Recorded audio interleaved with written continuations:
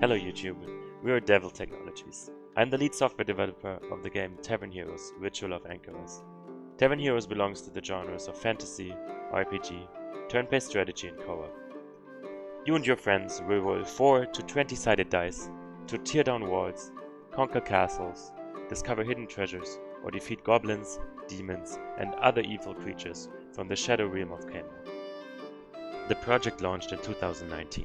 While most of my acquaintances continue to accuse me of pure madness, a friend of mine joined the development team roughly a year ago. So, who are we? I'm a software engineer with a professional programming background in clinical information system and 16 years of programming experience. I've been programming a video game 10 to 16 hours a day for the past 3 years. The second developer is a bioinformatics student. He invests only as much time as he can spare, which is not insignificant during semester breaks. We are almost done with the programming part, and are currently working mainly on the visual aspects of the game. We will share this process with you in this video series. A big part of the work we still have to do is creating levels and reworking the visual effects. And for some time now, more and more friends have wanted to help us out with level design, so we can provide a large amount of playable content.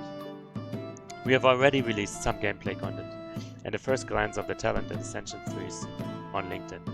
However, today we want to exclusively talk about the playable classes, backstories, beliefs, some of the Tier 1 spells, and most influential primary and secondary attributes in detail. One major difference between us and other game studios is that we will not try to fish you with manipulated cinematics. All of our content you see from the actual game is gameplay. There will be different types of events throughout your dungeons, from hidden pathways to adamant doors. In some events, everyone can contribute to the result. Some are exclusive to a single character, while others can be attempted once by everyone in your party. However, the basic rules to events are always the same. The event will be assigned with a difficulty level. Your party will roll dice, add their bonuses and attribute modifiers to the roll to determine the outcome. High rolls will result in a better outcome, while a particularly low roll in a dire situation might even wipe your entire squad. We made sure that you have at least some things to consider before your cleric tries to break a high-level curse from an ice-covered mirror, right after your squad got beaten by a couple of ogres, which feet were frozen in place and their minds were driven by madness. You might have to roll for initiative again, and it might be your last roll of the campaign. Roll for initiative? So, how does combat work? Well, that's a question that we will answer with some gameplay footage and an exclusive video just about the combat system. Right now, we want to talk about the characters, their backstories, and everything that has to do with the character creation. Backstories will modify your character's primary and secondary attributes. Let's be honest here, we really like the idea of races more. However, the amount of necessary artwork for nearly the same gameplay experience just wasn't worth the payout for us. So we currently provide you with 6 backgrounds, and we are planning on adding more. Talented characters often become wizards or artists. Faster reasoning and a higher source power at birth allow them to obtain knowledge of essential spells more quickly. However, they can use their talent to excel in any other role as well. Outlaws play only by the rules of the Dungeon Master. They see manners or limits set by other players more as guidelines that they are willing to cross occasionally. In battles, they prefer agility over muscularity to resist attacks. Potato heads are strong, pretty, and have nothing in their heads. Honestly, the only way a true potato resists a control spell is if the caster mistakes his presence and the rock behind him. Some potatoes become even more attractive if they are hot and oily. Some creative characters tend to drink more than others, and I mean a lot more. They tend to care less about their own physique and spend most of the day telling stories about the heroes of Khamos and the Dragon Inn. Some drunkards might look intimidating, but usually end up on the losing side of a tavern brawl. Growing up with elves must have been daunting at times. After all, these creatures have some sense and perceptual abilities that are difficult for humans to match. However, when you compare yourself to your comrades, you feel that you have become a bit more agile and perceive certain things better. Exiled characters are skilled in disguise and can hide basically everywhere. Most of them are masters at survival, but less eloquent. They learn to fight their way out of most situations, because a conversation never really seemed to work for them in the first place. Each belief is associated with an attribute. While choosing one of your primary attributes is definitely a safe approach, some multi-class choices might favor specific talent trees over others. Each belief grants you a slim chance to cheat death. Sanctums of different goddesses are distributed across Khamos. Upon interacting with your goddess, you will receive the ability to yield godly forged weapons. Additionally, her blessing will accelerate your progress in specific talent and ascension trees. We have touched multi-classing already, so what are the classes you can play? There's currently 9 of them implemented, and we're planning on adding a Shaman class, which is a dexterity and wisdom based caster. We will upload a short video of each of the classes, where we'll cover class specific feats and spells. But for now, we'll present only a short overview of all the classes. Barbarians are fierce fighters. They rely on strength to inflict damage and spirit to enter a primal rage. Raging enhances a barbarian's strength and constitution. Fighters are well-trained soldiers.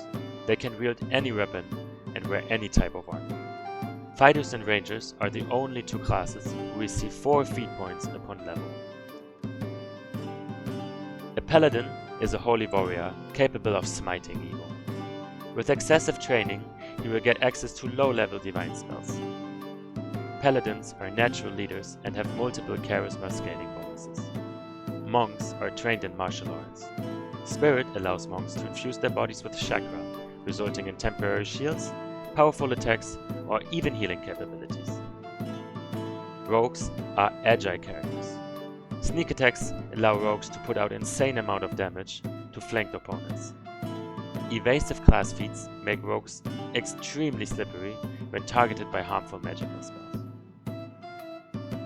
Hunting for food or crafting arrow feels natural to you. Rangers get access to low-level divine spells and 1 additional feat point per level. They are trained in wielding even 2-handed swords. However, most of them prefer having a bow as their weapon of choice.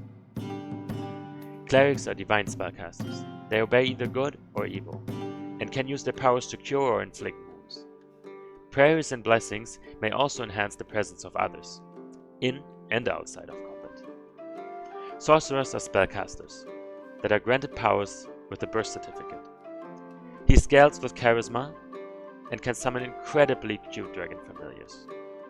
Source spells are primarily used to inflict damage or crowd control foes. Wizards are scholars of the arcane arts. Like sorcerers, they are capable of source magic. However, they depend on intelligence instead of charisma to do so. Wizards can summon incredibly cute dragon familiars as well. Bards are selfless characters. They inspire the presence of others and help them succeed with their roles in and out of combat. They will gain access to low-level arcane spells, but their primary strength is a unique skill set of buffs. We will go over most of the spellcasting in an already announced video covering the combat system. For now, we differentiate between 2 different spell sources and 4 different spell sets. Each class will be limited to the amount of spells they can cast by a resource called chakra. Additionally, the amount of spells known is limited by spell slots. Clerics, paladins, and rangers get access to divine spells at different rates. A cleric will gain access to a larger variety of spells early. However, some spells are exclusive to paladins or rangers, while high-level spells can only be performed by clerics.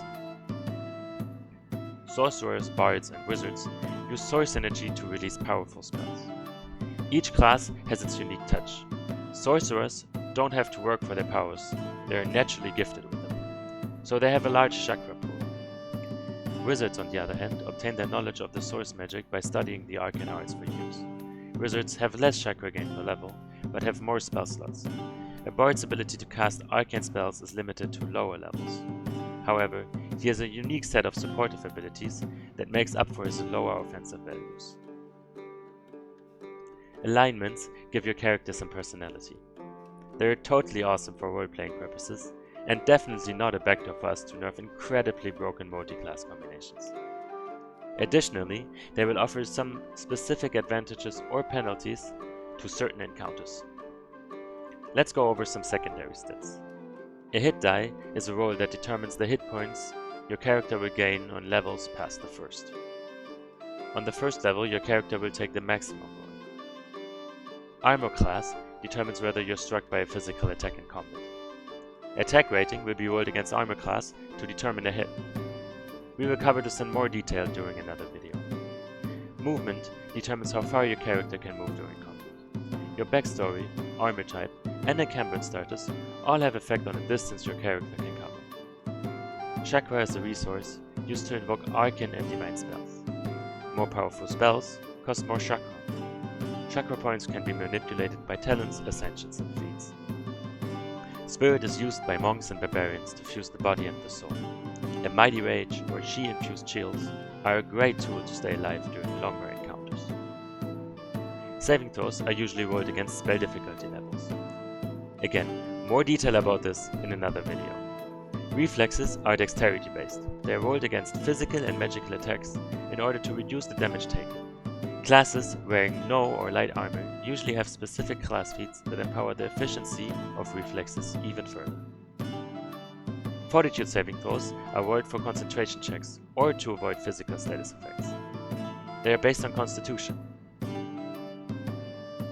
Will saving throws rely on your wisdom attribute.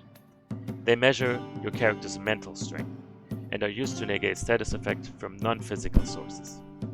Thanks for watching. I hope I was able to get you a little bit more excited about the Lands of Khamos. I'll upload a separate developer playlist with the first developer tip of the day tomorrow. Feel free to ask us any programming or development related questions. We're happy to share our bugs and, let's call them, head meets wall experiences with you. Tales of Khamos Ritual of Ancatraz will be completely DLC free. There will also be no in-game offers that give you an advantage. However, we have thought about implementing dice skins that are primarily associated with hidden achievements or pure misfortune. In addition to that, we want to offer about 1 or 2 sets of dice that you can purchase in order to support us developers directly. If you want to support us before we can release a beta of the game, we will leave a couple of ways in the video description